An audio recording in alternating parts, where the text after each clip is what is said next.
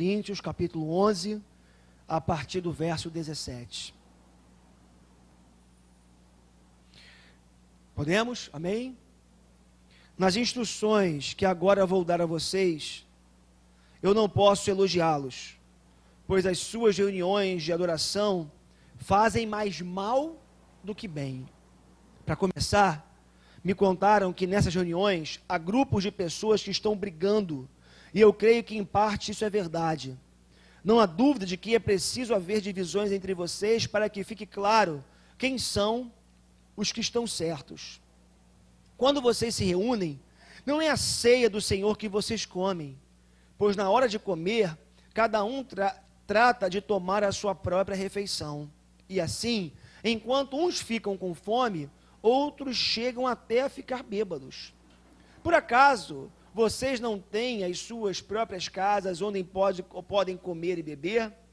Ou será que preferem desprezar a igreja de Deus e envergonhar os que são pobres? O que é que vocês esperam que eu lhes diga? Querem que eu os elogie?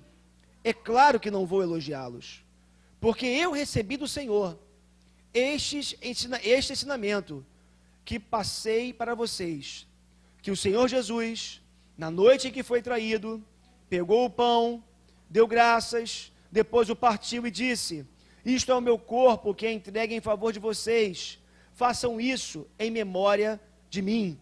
Assim também, depois de jantar, ele pegou o cálice e disse: este cálice é a nova aliança feita por Deus com o seu povo, aliança que é garantida pelo sangue, pelo meu sangue. Cada vez que vocês beberem deste cálice, façam isso em memória de mim. De maneira que cada vez que vocês comem deste pão e bebem deste cálice, estão anunciando a morte do Senhor até que ele venha. Por isso, aquele que comer do pão do Senhor ou beber do seu cálice, de modo que ofenda a honra do Senhor, estará pecando contra o corpo e o sangue do Senhor. Portanto, que cada um examine a sua consciência, e então coma o pão e beba do cálice. Pois a pessoa que comer do pão ou beber do cálice, sem reconhecer que se trata do corpo do Senhor, estará sendo julgada ao comer e beber para o seu próprio castigo. É por isso que muitos de vocês estão doentes e fracos, e alguns já morreram. Se examinássemos primeiro a nossa consciência, nós não seríamos julgados pelo Senhor. Mas somos julgados e castigados pelo Senhor para não sermos condenados juntos com o mundo. Portanto, meus irmãos, quando vocês se reunirem para a ceia do Senhor, esperem uns pelos outros. E se alguém estiver com fome, que coma em casa, para que Deus não castigue vocês por causa dessas reuniões.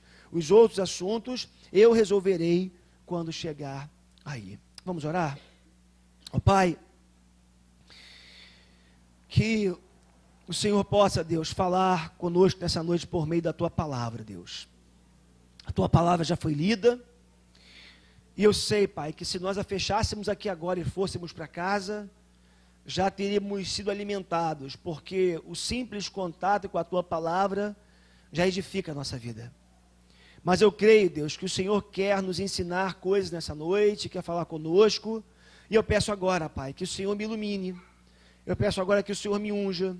Eu peço agora, Pai, que a despeito das minhas limitações, das minhas incapacidades, que a despeito, Pai, da incapacidade que eu tenho, Pai, de penetrar na Tua vontade, nesse texto, Pai, e entendê-lo, Senhor. Que a despeito disso o Senhor possa me usar para poder falar para a Tua igreja nessa noite. Prepara também cada coração para receber essa mensagem, e que cada um de nós possamos, ao final desse encontro, sairmos daqui certos de termos ouvido a Tua voz, de termos experimentado um pouco mais o Senhor na nossa vida. Fala conosco, Deus. Assim nós oramos, em nome de Jesus. Amém. Amém. Louvado seja o nome do Senhor. Deixa eu botar isso aqui. Irmãos, quando nós abrimos aqui a nossa Bíblia, esse livro na carta de Paulo aos Coríntios, no capítulo 11, é interessante porque o Paulo, ele está escrevendo uma carta em resposta a comentários. coisas que ele ouviu a respeito da igreja de Corinto. Porque você sabe que o apóstolo Paulo, ele depois de plantar algumas igrejas, ou plantar as suas igrejas como apóstolo, Paulo continuava seguindo pelo mundo. Paulo plantava uma igreja, mas ele continuava na sua jornada missionária, indo por outros lugares do mundo, plantando novas igrejas. E como um apóstolo, plantador de igrejas, uma coisa bacana, bonita em Paulo, é que o Paulo, ele tinha uma responsabilidade muito grande sobre as igrejas que ele plantava. Então, o Paulo, ele não era um responsável ao ponto de plantar uma igreja, ir embora e deixar ali um grupo de pessoas pastoreando, liderando aquela igreja e não mais se preocupar com ela. Paulo, mesmo de longe, ele continuava pastoreando, cuidando, orientando as igrejas que ele plantava. Quando abrimos aqui a carta de Paulo aos Coríntios, no capítulo 11, é interessante que logo no início do capítulo, nós vemos Paulo fazendo um elogio à igreja, por conta de coisas que havia chegado ao ouvido dele, que fazia com que aquela igreja se tornasse merecedora de elogios. Na sua conduta, na forma como eles cuidavam das questões do Senhor na igreja, cuidavam da questão do culto na própria igreja. Mas é interessante porque, a partir do verso 17, o Paulo muda o tom da conversa. Ele começa elogiando a igreja que estava em Corinto, ele começa falando das virtudes daquela igreja, mas a partir do verso 17, o Paulo vai dizer o seguinte: olha, eu já elogiei vocês, eu já ressaltei o que era positivo, mas eu preciso a partir de agora tocar num ponto delicado. Eu preciso a partir de agora chamar vocês para uma responsabilidade, para algo que vocês estão vacilando.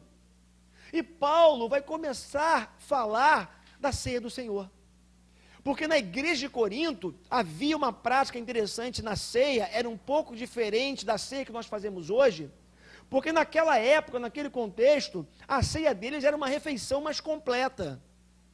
Era chamado o ágape, a festa do amor. Eles, quando se reuniam, eles não se reuniam apenas para comer um pedaço de pão, que é o corpo de Cristo, e o beber do vinho, que é o sangue de Cristo, mas eles faziam um grande banquete, uma grande festa.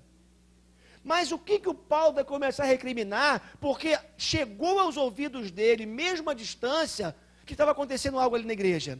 Paulo vai dizer o seguinte: quando vocês se reúnem para comer, o que acontece é que aquilo que era para ser uma bênção para a igreja, uma bênção para as pessoas, está se transformando em algo feio. Porque vocês estão fazendo de uma forma inadequada. E eu preciso orientá-los a respeito da forma como vocês devem se portar quando vocês se reunirem para comer a ceia do Senhor. E aí o apóstolo Paulo, a partir do verso 17, ele vai começar a criticar, não sei se essa é a melhor palavra, mas orientar, repreender a conduta dos coríntios e vai dizer para eles a forma na qual eles deveriam se comportar quando eles se reunissem para comer do pão e beber do vinho. E hoje, eu queria justamente ver com vocês, a partir desse verso 17, algumas lições que esse texto nos traz. Algumas lições que a mesa do Senhor nos traz. Algumas verdades que são inerentes a esse momento, que tem a ver com o comer do pão e o beber do vinho, e embora a prática da ceia hoje seja um pouco diferente da vivida lá no primeiro século, sobretudo aqui na igreja de Corinto, eu acredito que existem alguns princípios, algumas verdades que nós podemos aprender e trazermos para a nossa realidade aqui como igreja de Jesus que somos hoje. Vamos a essas verdades? A primeira verdade que eu encontro nesse texto é que a mesa, ela nos lembra que precisamos viver em unidade. Olha que coisa básica, né? A partir do verso 17 e 18 do capítulo 11, vai dizer assim: entretanto, nisto que lhes vou dizer, não os elogio, pois as reuniões de vocês mais fazem mal do que bem. Olha o que o apóstolo Paulo está falando. O apóstolo Paulo está dizendo o seguinte: quando vocês se reúnem, ao invés da reunião de vocês ser uma reunião abençoadora, que produza alegria, que faça o bem, que gere nas pessoas satisfação, essas reuniões estão fazendo mais mal do que bem. Em primeiro lugar, ouço que quando vocês se reúnem como igreja, há divisões entre vocês, e até certo ponto eu creio. Olha o que Paulo está dizendo.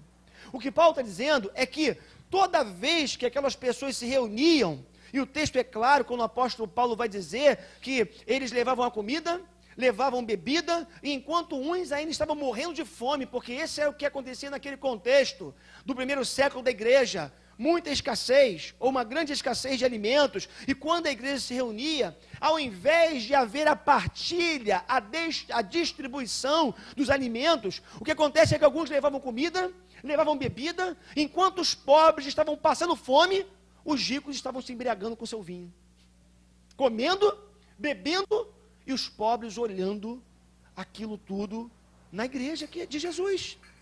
E aí, eu acredito que Paulo está afirmando, nesse momento, que a ceia, que essa reunião, na verdade, era uma metáfora da vida dos coríntios. Como assim? O que eu acredito? Eu acredito que, na verdade, embora Paulo esteja falando da ceia, o que Paulo está repreendendo aqui é um comportamento contínuo na vida dos coríntios, onde, possivelmente, eles ou alguns não estavam se preocupando com as necessidades dos mais carentes. E aí, quando eu olho para a ceia do Senhor, o que eu vejo é que essa mesa, ela nos lembra, ela nos mostra a importância de nós vivermos em unidade. Porque, irmãos, quando nós olhamos para o significado da palavra humanidade, a palavra humanidade significa a unidade da raça humana. Interessante isso, né? Humanidade. São humanos que vivem em unidade. Opa, tem alguma coisa errada, né? Por quê? Porque quando você olha para o mundo, você olha para a vida, não é isso que você encontra. O que você encontra é uma humanidade dividida. O que você encontra são pessoas egoístas vivendo para si mesmas que não se preocupam com o outro, não se preocupam com o próximo. E sabe qual é o objetivo de Deus no Novo Testamento? Fica claro para nós isso. O objetivo de Deus é a criação de uma nova humanidade. Sabe por quê? Porque a primeira ficou comprometida. Quando Deus cria o homem e decide que de um único casal, de um único tronco, toda a humanidade viria a existir, na cabeça de Deus, o desejo de Deus é o seguinte: essa humanidade vai viver em unidade. Mas com o passar do tempo ficou claro, ficou estampado que essa humanidade, ela não conseguiu viver em unidade. Ela se distanciou, buscou seus próprios interesses, buscou seus próprios caminhos, se isolou. Aí sabe o que Deus fez? Deus inventou a igreja. Sabe o que é a igreja? A igreja é a segunda chance de Deus na construção de uma humanidade que viva em unidade. Deus pega o povo judeu, em primeiro lugar, chama Abraão e fala: Abraão, eu vou fazer de você uma grande nação. E depois disso, o que acontece? Jesus vem e ele, como homem perfeito, ele vem para fazer aquilo que Adão não conseguiu. Por quê? Agora, em Cristo, Deus começou a criar uma nova humanidade com o objetivo de fazer com que essa nova humanidade, que tem por base a igreja, ela viva aquilo que a humanidade em Adão não conseguiu viver. E aí, queridos, é interessante isso, sabe por quê? Porque se tem um lugar onde não poderia haver individualismo, é na igreja. Se tem um lugar onde as pessoas deveriam expressar a unidade desejada por Deus, é na igreja. E Paulo está dizendo: eu preciso julgar ou condenar, essa talvez não sejam as melhores expressões aqui, eu preciso falar para vocês, orientá-los, porque a forma como vocês têm vivido está completamente distante da maneira que Deus idealizou para a sua igreja. Mas continua mais, aqui o texto continua, e as lições continuam, porque eu acredito também que, e uma segunda verdade que eu encontro nesse texto, é que o fato de comermos o pão e bebermos o vinho, não significa necessariamente que nós estamos participando da mesa do Senhor. Olha o que eu estou falando. O fato de comermos o pão e bebermos o vinho, não significa que estamos participando da mesa do Senhor. Olha só os versos 20 e 21, o que nos falam. Quando vocês se reúnem, não é para comer a ceia do Senhor, porque cada um come sua própria ceia sem esperar pelos outros. Assim, enquanto um fica com fome, o outro se embriaga. Sabe o que Paulo está dizendo? O fato de nós nos reunirmos para comermos do pão e bebermos o vinho, necessariamente isso não significa que nós estamos participando da ceia do Senhor ou da mesa do Senhor. Irmãos, tem muita gente boa que ainda não entendeu o que significa comer do pão e beber do vinho. Tem gente, por exemplo, que acha que existe alguma coisa mágica quando se come do pão e bebe do vinho. Tem pessoas, e embora eu seja um defensor que a gente deve estar na ceia, participar da mesa, porque a mesa é um meio de graça, tem pessoas que acham que existe um aspecto mágico nessa mesa. Se comer do pão, beber do vinho, ficar curado de alguma doença. Se comer do pão, se beber do vinho, a maldição não vai chegar na minha casa. Se comer do pão, se beber do vinho, na segunda-feira vai arrumar um emprego. Se comer do pão, se beber do vinho, de alguma forma um milagre vai acontecer na minha vida. Essas pessoas acabam atribuindo um aspecto mágico para essa mesa. E sabe o que acontece? Isso se dá porque alguns ainda não entenderam o significado dessa mesa, o significado da Santa Ceia. E o apóstolo Paulo está dizendo que vocês, quando se reúnem, vocês podem estar fazendo qualquer outra coisa, menos participar da mesa do Senhor. Sabe por quê? Porque a participação na mesa do Senhor, como nós vamos ver daqui a pouco, pressupõe discernimento daquilo que a gente está fazendo. Por isso, que eu queria orientar você nessa noite, aqui, queria ter o poder, eu espero que o Espírito de Deus faça isso, é a minha oração, é para que você comece a entender que quando você come do pão e você bebe do vinho, o simples ato de comer o pão e beber do vinho, ele não tem poder sobre a tua vida. Mas essa mesa precisa remeter a nossa mente e o nosso coração para algo muito maior que Deus fez por mim e por você. Deixa eu seguir um pouco mais. Essa ceia também, a mesa do Senhor, ela nos ensina que nós devemos exercitar a gratidão, mesmo em meio à tribulação. Olha que coisa bonita. Pois recebi do Senhor o que também lhes entreguei, que o Senhor Jesus, na noite em que foi traído, tomou o pão e, tendo dado graças, partiu e disse: isto é o meu corpo que é dado em favor de vocês, façam isso em memória de mim. Olha o que o texto está dizendo. O texto está nos informando que o Senhor Jesus, na noite em que ele foi traído, na noite em que Judas o vendeu por 30 moedas de prata, na noite em que ele estava sendo preso para ser levado para aquela cruz para morrer pelos nossos pecados, na noite da sua traição, na noite do início do seu sofrimento, ele pegou um pão, partiu e deu graças pelo pão que ele tinha. Sabe o que eu queria que você entendesse nessa noite, meu irmão? Muitas vezes a gente acha que a nossa vida precisa estar perfeitinha, arrumadinha, para a gente começar a dar graças a Deus. Como nós temos motivos de gratidão?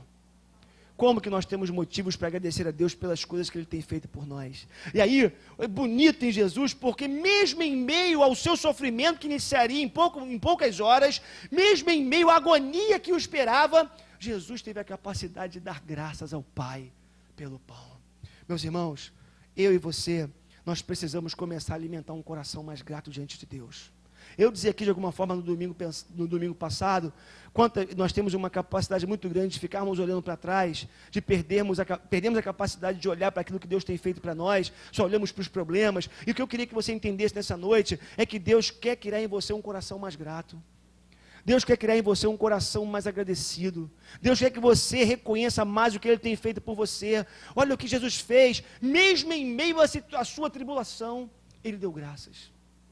Mesmo em meio ao seu sofrimento, ele agradeceu ao Pai pelo pão que ele tinha. Mas tem mais. A ceia também aponta para a obra de salvação feita por Jesus em nosso favor. Olha só os versos 23 a 26. Pois recebi do Senhor o que também lhes entreguei, que o Senhor Jesus, na noite em que foi traído, tomou o pão e, tendo dado graças, partiu e disse: isso é o meu corpo, que é dado em favor de vocês. Façam isso em memória de mim.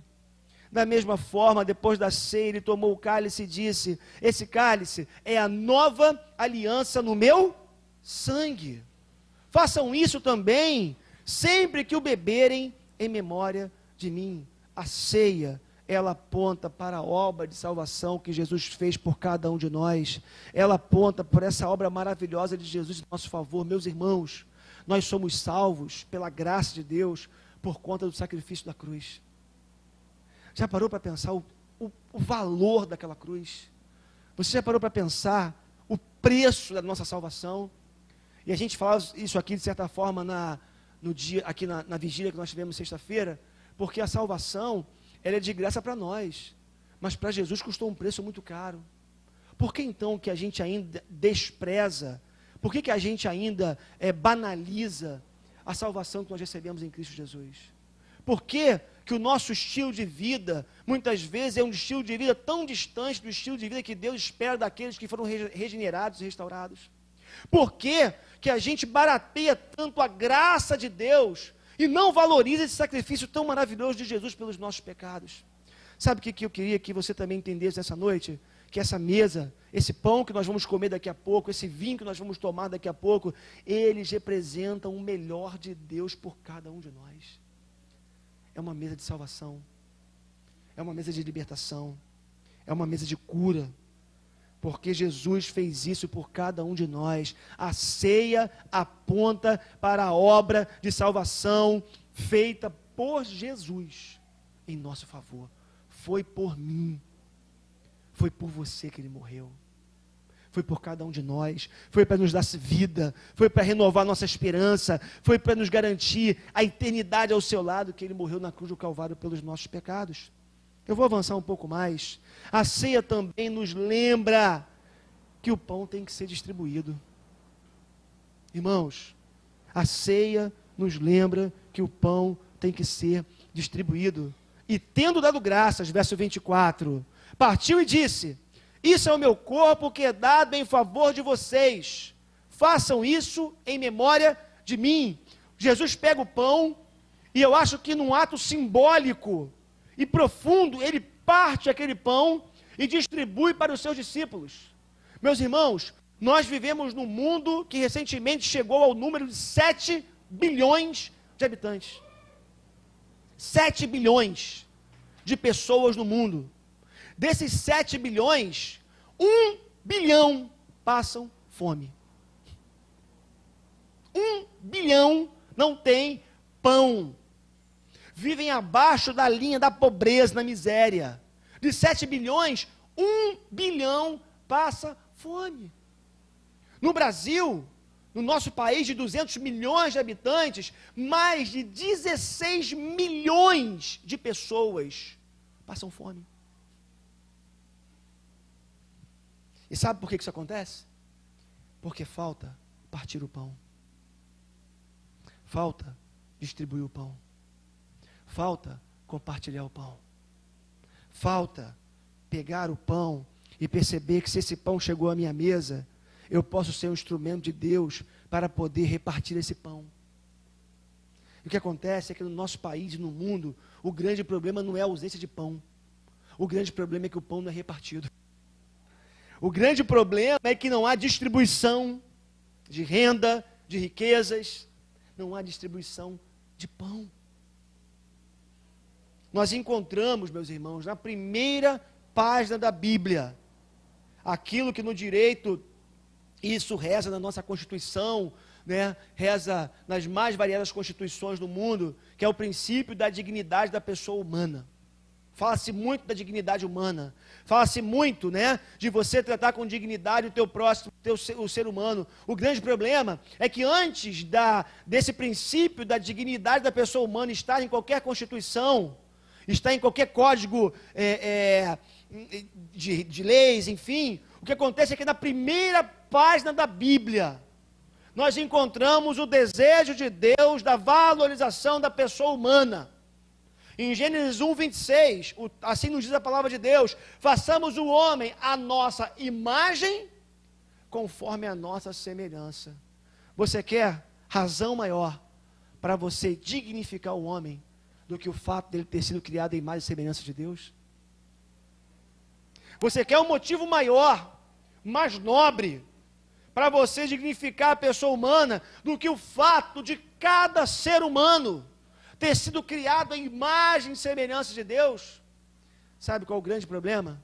É que toda vez que nós não partimos o pão e vemos alguém morrendo de fome do nosso lado, ou passando fome do nosso lado, passando necessidade do nosso lado, o que acontece é que nós estamos olhando para alguém que foi criado à imagem e semelhança de Deus, e nós não estamos dignificando alguém que é digno, alguém que foi criado, um ser à imagem e semelhança do seu Criador. Como eu ouvi alguém dizendo esses dias, toda vez que você despreza, ou você não dignifica alguém, você está dando um tapa na cara de Deus. Sabe por quê? Foi criado a imagem dele. Foi criada a semelhança dele. E se está passando fome, a responsabilidade, de certa forma, é nossa. Irmãos, não nos iludamos. Nós não podemos acabar com a miséria, nós não podemos acabar com a fome, nós não podemos acabar com o sofrimento, mas nós podemos acabar com o sofrimento desnecessário. Porque tem muito sofrimento que é desnecessário. Tem muito sofrimento que acontece debaixo dos nossos olhos na igreja, porque a igreja não entendeu o significado da palavra comunidade. Não entendeu o significado do outro nessa relação. E aí, pessoas passam dificuldades, passam necessidades do nosso lado, e simplesmente, a gente acha que o problema do outro é problema do outro. Que a dor do outro é problema dele. E a gente não se envolve com essas pessoas, não busca entender a realidade delas. Por isso, meu irmão e minha irmã, o que eu queria que nós entendêssemos também nessa noite, é que Deus tem nos dado a graça de termos o pão. Agora, esse pão, uma vez na nossa mão, ele não pode estar restrito apenas a nós, a nossa família. Ele precisa ser distribuído, ele precisa ser compartilhado, porque toda vez que nós compartilhamos o pão, nós estamos dignificando alguém. Estamos abençoando alguém que foi criado à imagem e semelhança do Criador. E isso que é a vontade de Deus para a sua igreja. O problema, como falei para vocês, é que a gente perdeu a capacidade de entender a igreja como sendo a comunidade, como sendo o lugar onde, embora nós não vamos acabar com o sofrimento do mundo, nós poderemos acabar com o sofrimento desnecessário das pessoas que vivem perto da gente, que estão aí diante de nós. Agora, eu não tenho dúvida que a tarefa de distribuir pão, sobretudo, é uma tarefa governamental. Eu não tenho dúvida que são os governos, ou seriam os governos os responsáveis por distribuir o pão.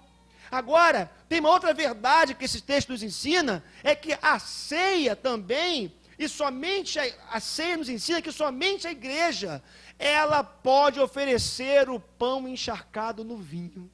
Olha que coisa maravilhosa. Por quê? Tudo bem, é papel do governo, sobretudo, matar a fome do povo. Mas ele não faz. Então a igreja precisa entrar em ação. A igreja precisa cuidar dos seus. Mas o que acontece é o seguinte: é papel da igreja, e a beleza da igreja também está, não só no fato de oferecer o pão, mas oferecer um pão encharcado no vinho. Eu vou explicar. Olha que coisa linda, os versos 23, 25 e 26 nos falam: pois recebi do Senhor, o que também lhes entreguei, que o Senhor Jesus, na noite que foi traído, tomou o pão. Da mesma forma, depois da ceia, ele tomou o cálice e disse: esse cálice é a nova aliança do meu sangue. Façam isso sempre que beberem em memória de mim. Sabe o que é o grande barato da igreja, por assim dizer? É porque a igreja, além do pão, ela pode levar salvação. E quando eu falo que a igreja é a única que pode levar o pão, encharcado no vinho, é porque nós precisamos fazer o nosso papel de distribuição do pão, naquilo que nos cabe, aquilo que está ao nosso alcance, mas nós nunca devemos e podemos nos esquecer que a tarefa primordial da igreja não é a matar a fome física, mas é matar a fome espiritual das pessoas. E isso nós podemos fazer. Sabe por quê? Porque nós recebemos a salvação de Jesus.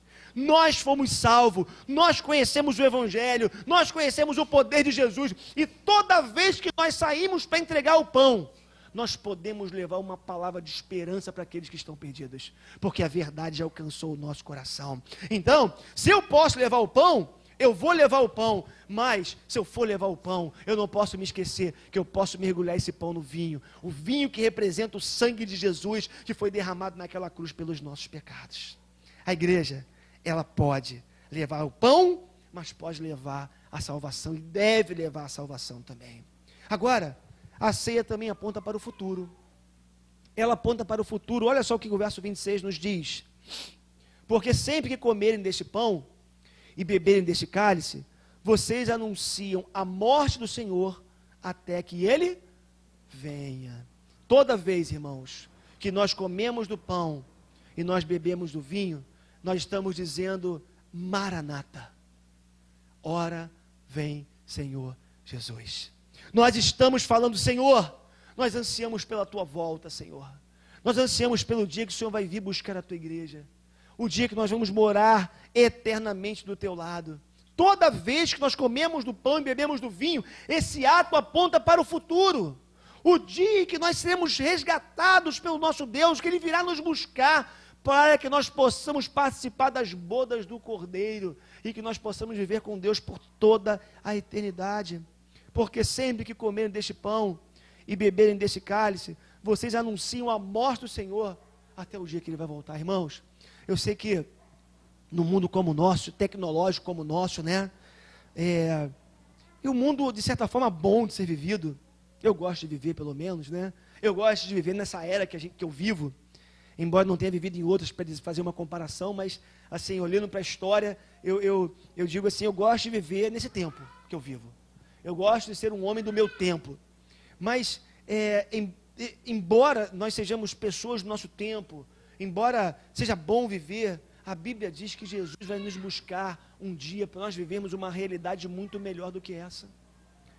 E aí eu fico vendo às vezes, né, como que a gente se apega tanto a isso aqui, né? A gente se apega à nossa casa, a gente se apega ao nosso carro, a gente se apega a algumas pessoas, a gente transforma pessoas em objetos da nossa adoração, nós transformamos coisas na nossa adoração, e aí eu vejo Paulo falando de um dia futuro, que Jesus vai voltar para buscar a sua igreja. Irmãos, nós precisamos não apostar mais tanto as nossas fichas aqui desse lado da existência. Como que eu tenho visto pessoas apostando todas as fichas aqui, achando que vão ser felizes aqui a qualquer custo, e batalham por isso, e tem que, claro, a gente batalha mesmo, a felicidade precisamos buscá-la, o problema é como você busca, são as apostas que você faz. E aí eu fico vendo às vezes algumas pessoas que apostam tanto desse lado da existência, e se esquecem que tem um outro lado que é muito melhor do que esse. O grande problema é o nosso apego a essa vida. O grande problema é que a gente é muito igual a mulher de Ló, né? Lembra da mulher de Ló? Que Deus falou assim: olha, sai todo mundo daqui, que eu vou destruir Sodoma, vou destruir Gomorra, mas tem detalhe, vocês vão e não olhem para trás não, porque se alguém olhar para trás vai ficar pelo caminho. E o texto diz que a mulher do Ló, apegada, poxa, a gente critica demais a mulher do Ló, né? Mas eu acho que se fosse eu olhava para trás também. Eu acho que eu olhava para a minha casa, eu olhava para o meu carro, eu olhava para a minha igreja, eu olhava para a minha vida. Eu acho que todos nós, de alguma forma, somos iguais à mulher de Ló. Sabe por quê? É a nossa história, de certa forma. É a nossa vida, de certa forma, que está ali.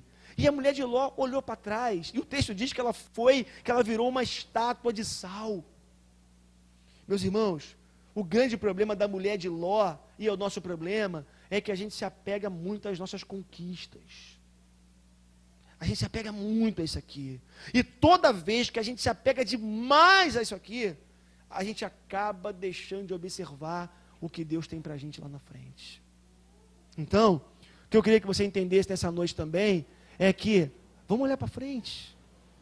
Vamos olhar para um tempo que Deus tem proposto para nós. Vamos olhar para uma vida que não está aqui, que é muito melhor do que essa, mas eu sei que os nossos olhos não podem ver, a nossa mente finita não consegue alcançar, mas é um desafio de fé. Senhor, eu quero esperar com mais ansiedade pelo céu. Fala-se pouco do céu, né? pelo menos no meio presbiteriano, acho que, sei lá, no mundo pentecostal fala-se um pouco mais, né, sobre a questão do céu, vida eterna. A gente fala muito pouco sobre isso, mas olha, é uma realidade. Sem contar que pode ser que o céu chegue para a gente muito antes do que a gente espera, né? Porque alguém já disse uma coisa interessante, né? Falou assim, o bom de ser crente, né, é assim, que se eu acordo de manhã, Deus está com a gente. Né? Se a gente acorda de manhã, Deus está com a gente, certo? Se você acorda de manhã, sabe que Deus está. E se você não acorda, você está com Deus. Né? De uma forma ou de outra, Deus está contigo. Ou você com Ele, ou Ele com você. E aí, querido, sabe o que eu queria que a gente entendesse? Essa palavra simples dessa noite, a gente precisa começar a ansiar um pouco mais pelas coisas espirituais, pelas coisas celestes. Eu não estou dizendo aqui que você não tem que investir na sua vida, não tem que estudar, não tem que trabalhar, não tem que correr atrás. Faça isso. Mas cuidado para você não colocar nessas coisas, toda a esperança, a expectativa de felicidade e alegria. Porque elas não dão. Elas não darão a você a alegria, a paz que você tanto busca. Então, a ceia, ela aponta para o futuro. Porque sempre que comerem deste pão e beberem deste cálice, vocês anunciam a morte do Senhor até que Ele venha. Venha para quê? Venha buscar a sua igreja. Venha nos resgatar. Venha nos levar para o céu. É um anúncio. Estamos comendo aqui, mas profeticamente anunciando. Um dia Jesus vai voltar. Um dia Jesus virá para buscar a sua igreja. Essa mesa também significa isso e nós não podemos perder isso de vista. Mais uma coisa que eu queria compartilhar com vocês, e a última aqui, que eu acredito que essa mesa, ela nos ensina, é que a ceia, ela nos convida para o autoexame. A ceia nos convida para o autoexame. Versos 27 a 32. Portanto, todo aquele que comer o pão ou beber o cálice do Senhor indignamente, será culpado de pecar contra o corpo e o sangue do Senhor. Examine-se o homem a si mesmo, e então coma do pão e beba do cálice. Pois quem come e bebe sem discernir o corpo do Senhor, come e bebe para a sua própria condenação. Por isso, há entre vocês muitos fracos e doentes, e vários já dormiram. Mas se nós nos examinássemos a nós mesmos, não receberíamos juízo. Quando, porém, somos julgados pelo Senhor, estamos sendo disciplinados para que não sejamos condenados com o mundo. Por que do autoexame? Sabe por que a gente precisa do autoexame? Sabe por que a gente precisa olhar para dentro quando a gente vai comer do pão e beber do vinho? Antes disso, eu queria dizer para você que esse autoexame não deveria se restringir ao momento da ceia. O autoexame deveria ser uma prática contínua, constante nossa. E aí você pode dar o nome de incursão na alma, inventário da alma, parar para refletir. Sabe uma prática muito boa que eu tenho aprendido na minha vida? É, no final do meu dia, fazer um inventário dele. Se eu passar a memória aqui, se eu magoei alguém, como que eu falei com as pessoas, as minhas ações, as minhas omissões, as minhas motivações. Por que eu fiz isso? Por que eu deixei de fazer aquilo? Então esse autoexame é uma coisa muito legal de você fazer durante o dia, ou no final do seu dia. Então não deveria se restringir apenas ao momento da ceia, mas Paulo está falando da ceia. Então sabe por que nós precisamos fazer o autoexame no que diz respeito à ceia? Por causa da nossa displicência. Por conta da nossa desconexão, da nossa distração. Já perceberam como é que nós somos pessoas displicentes muitas vezes com as coisas de Deus? Como que a gente faz às vezes algumas coisas, daqui a pouco você para perguntar, vem cá você, por que você fez aquilo? O que foi que eu fiz? Né, igual eu ouvi alguém dizendo outro dia, cara, pô, estava numa festa, aí o sujeito perguntou assim, cara, o cara tinha comido já 3, 4 coxinhas, né? Perguntou, cara, essa coxinha de quê? Pô, não sei. Cara, isso não é coxinha, né? Imagina, é coxinha, tem catupiry, não tem pica... De que eu não sei. Pô, cara, mas você comeu coxinha. O cara está tão desconectado. O cara está fazendo algo tão assim, mecanicamente, tão distraído, que o sujeito, ele perde a capacidade de saber o que está fazendo. E sabe o que Paulo está dizendo?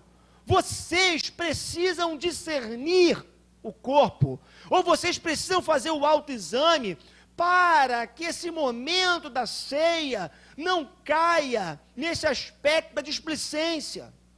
onde você faz porque todo mundo faz, e você faz porque essa é uma reunião mensal na igreja, onde a igreja oferece o pão e oferece o vinho, e fala de alguma forma da vida do Senhor e da sua morte, da sua ressurreição. Queridos, em nome de Jesus, ao pegarmos o pão, ao pegarmos o vinho, a gente precisa entender o que a gente está fazendo. A gente precisa parar, centrar nesse mundo tão desconectado que a gente vive, tão acelerado que a gente vive. A gente precisa parar mesmo. E a gente precisa entender que isso aqui remete ou nos remete para algo muito maravilhoso, que foi a morte de Jesus pelos nossos pecados. É tempo da gente parar com essa distração, com essa desconexão, com essa displicência com as coisas de Deus. Porque, meus irmãos, nós acabamos fazendo coisas para Deus, mas por motivações completamente equivocadas. E muitas vezes sem motivação, porque a gente nem sabe por que está fazendo. Eu conversava esses dias sobre... Tem corrido, né? Tem que falar com o pessoal que a gente tem corrido aí e tudo. E alguém me dizia essa semana que os médicos, os especialistas falam que quando você está fazendo exercício físico, né, você precisa se concentrar ao máximo no exercício que você está fazendo. Sob pena de você estar fazendo um grande esforço físico, mas aquele movimento, aquele esforço não servir de coisa alguma. Inclusive, há uma orientação para aqueles que correm, que não corram nem ouvindo música, nem com fone de ouvido, né? Ouvindo. Para quê? Para que todos os seus movimentos, o exercício, esse exercício seja feito de uma forma com concentração. Que você perceba os movimentos do teu corpo, que você perceba a sua musculatura, porque somente quando você faz o exercício concentrado, é que esse exercício realmente tem um resultado na sua vida. Sabe o que Paulo está dizendo? Na verdade, falando da ceia do Senhor, na verdade, por conta da nossa displicência, e por conta desse aspecto mecânico que a ceia do Senhor acabou tendo na nossa vida, a gente acaba fazendo algo que não tem nenhum efeito prático na vida da gente. E se os nossos atos espirituais não têm efeito prático na vida da gente, o objetivo maior deles, que é nos vivificar, eles não cumprem o seu propósito. E se esse objetivo, que é nos vivificar, não cumpre o seu propósito, logo nós permanecemos mortos. Fazemos algo que tem o poder de produzir vida, ou pelo menos de representar a vida de Deus em nós, mas por conta da nossa desconexão, da nossa distração, por conta da nossa alienação, nós participamos de algo tão poderoso, tão maravilhoso, que é a mesa do Senhor, mas essa mesa acaba não exercendo nenhum poder, nenhuma eficácia espiritual na nossa vida, por causa da nossa distração. É por isso que o apóstolo Paulo nos chama para o autoexame. Ele vai dizer: portanto, todo aquele que comer do pão ou beber o cálice do Senhor indignamente, será culpado de pecar contra o corpo e o sangue do Senhor. Examine-se, pois, o homem a si mesmo, e então coma do pão e beba do cálice. Agora, existe o perigo do autoexame na ceia. Sabia que existe um perigo do autoexame? Primeiro, o perigo do autoexame é a busca de virtudes para poder participar da ceia. Já viu isso? Sabe qual é o perigo? Bom, o pastor disse, o texto diz que eu preciso fazer um autoexame, uma análise da minha vida. Então deixa eu silenciar aqui para buscar virtudes que me qualifiquem a participar da ceia. Queridos, isso se constitui um grande perigo. Sabe por quê? O que é pecado para nós? Sabe o que tem não a capacidade, mas o que pode vir a acontecer comigo, com você? A gente faz coisas, e porque nós usamos lentes coloridas, né? Já viu isso? A gente vê a vida a partir de lentes, né? Alguns veem a vida mais azulada, outros veem a vida mais alaranjada, outros veem a vida mais cinza. Nós colocamos lentes para ver a vida. Nós temos nossa cosmovisão, a visão de mundo. Cada um tem uma cosmovisão, cada ser humano em particular tem uma cosmovisão, uma forma de ver as coisas. E aí, o que pode acontecer é você pensar assim: bom, mas realmente, né? Até o Marcelo brincava aqui de manhã falando do Fernandinho Beiramar. Fazer o que o Fernandinho Beiramar faz é pecado. Fazer o que o Zé Dirceu faz é pecado também, né? Ele igualou um ao outro aqui de manhã. E a gente fica buscando alguns parâmetros, né, de comportamento equivocado para dizer assim, ó, eu não faço o que esses caras fazem. Logo, eu sou uma pessoa virtuosa. Logo, há qualidades em mim que me habilitam, que me qualificam para tomar a ceia. Agora, irmãos, não existe argumento ou entendimento mais equivocado do que esse. Sabe por quê? Porque à luz das Escrituras Sagradas, não existem virtudes que nos qualifiquem para tomar a ceia do Senhor. Não existem. Não há o que eu possa fazer que garanta a mim o direito de participar da mesa do Senhor. Não há virtudes que possam garantir que por mim mesmo, pelos meus esforços, eu possa participar dessa mesa. Porque essa mesa é um presente da graça de Deus para mim e para você. É o que eu dizia, não sei se de manhã, não sei se no oficina da palavra, mas eu acho que é o Rubem Alves que faz, não sei, eu acho que é o Rubem Alves que fala, falando sobre a metáfora, a passagem do filho pródigo, onde o filho sai e quando ele volta para cá, o filho pródigo ele sai, gasta todo o seu dinheiro e com mulheres, perde tudo, e quando ele está lá na pior, ele volta e fala assim, olha, eu vou voltar para estar com meu pai. Mas quando ele chega, ele volta para a casa do pai e ficou preocupado, embora ele soubesse que o pai fosse generoso e o pai pudesse recebê-lo com o melhor, embora tendo ele feito o que ele fez, ele volta todo constrangido, ele volta todo incomodado com aquela situação, envergonhado com aquela situação. Aí o pai vira para o filho e fala assim, filho, fica tranquilo, porque eu não computo débitos. Eu não computo débitos.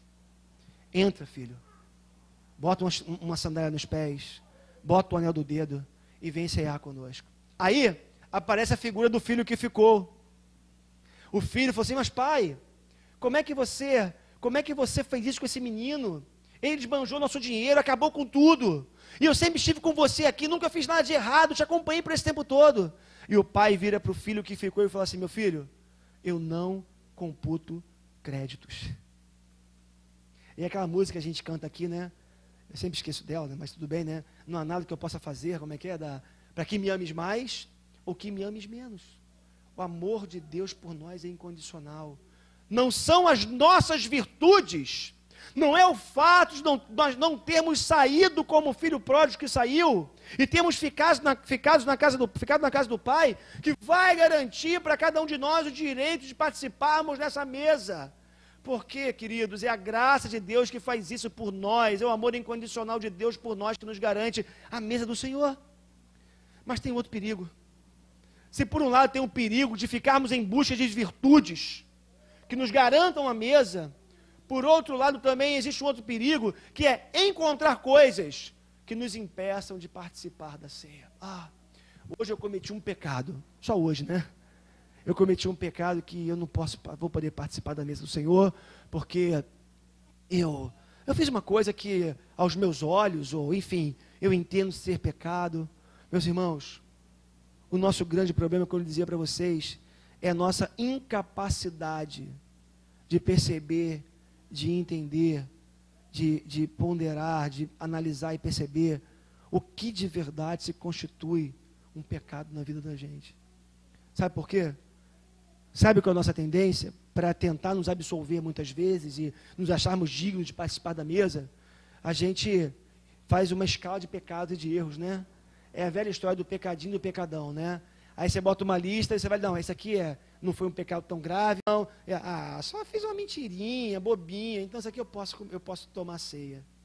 Tem gente que, se na noite anterior, ela, por exemplo, ela foi para um motel e teve uma relação extraconjugal, ela acha que ela não pode tomar ceia. Mas se ela, porventura, ela mentiu para alguém na noite anterior, ela acha que ela pode tomar ceia, porque ter ido para um motel é muito mais pecado do que ter mentido para o irmão e ter enganado alguém. Sabe o que eu queria que vocês entendessem nessa noite, nós pudéssemos entender? É claro que pecados têm consequência, né? E há diferença na consequência de pecado para pecado. Mas o que nós precisamos entender que Não adianta a gente estar atrás de virtudes, porque as virtudes não nos garantem a participação na mesa, mas também nós temos que tomar o cuidado, porque às vezes a gente fica olhando para trás, olhando para o passado, olhando para pecados que cometemos e continuamos nos achando indignos de participarmos na mesa do Senhor. Eu gosto quando Paulo fala assim, ó, examine-se, pois, o homem a si mesmo e depois coma. Examine-se, meu irmão. Olhe para a sua vida. Sabe o que o Paulo está falando? É tempo de você olhar para dentro, não para achar virtudes ou pecados, mas para você se ver totalmente necessitado da misericórdia e da graça de Deus. Para você se perceber totalmente necessitado do amor, da bondade, da fidelidade desse Deus que quer que você continue se relacionando com Ele e quer você na presença dEle. Discernir o corpo e o sangue de Cristo é a proposta de Paulo nessa noite. E sabe o que isso significa? Saber quem somos e saber o que Deus fez por pessoas como nós. É isso que Paulo está falando.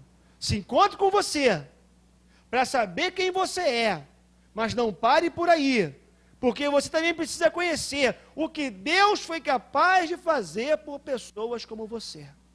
Agora, só saber não é importante, só conhecer não é importante. Você precisa receber esse perdão na sua vida. Você precisa receber essa justificação na sua vida.